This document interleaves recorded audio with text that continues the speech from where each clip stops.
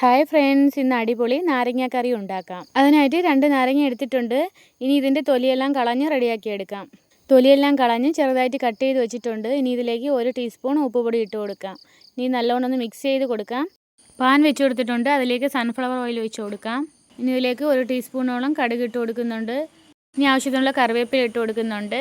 3-4 പച്ചമുളക് അരിഞ്ഞത് ഇട്ട് കൊടുക്കാം. 2 വറ്റൽമുളകും കൂടി ഇട്ട് കൊടുക്കുന്നുണ്ട്. ഇനി ഇതെല്ലാം നല്ലോണം ഒന്ന് ഇളക്കി കൊടുക്കാം. ഇനി ഇതിലേക്ക് 1 ടേബിൾ സ്പൂൺ കാശ്മീരി ചില്ലി ഇട്ട് കൊടുക്കാം. 1/2 ടീസ്പൂൺ മഞ്ഞൾപ്പൊടി ഇട്ട് നല്ലോണം ഒന്ന് ഇളക്കി ഇതൊന്ന് മൂപ്പിച്ചെടുക്കാം.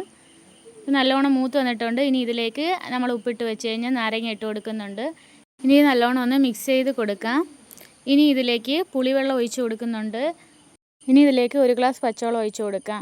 ഒരു ചെറിയ കട്ട ശർക്കരയും കൂടെ ഇട്ട് കൊടുക്കാം. 1/2 ടീസ്പൂണോളം ഉലുവാപ്പൊടി ഇട്ട് കൊടുക്കുന്നുണ്ട്. ആവശ്യത്തിനുള്ള കായപ്പൊടിയും കൂടെ ചേർത്ത് കൊടുത്ത് നല്ലോണം ഒന്ന് മിക്സ് ചെയ്ത് കൊടുക്കാം. ഇനി ഇത് നല്ലോണം ഒന്ന് വറ്റിച്ചെടുക്കാം.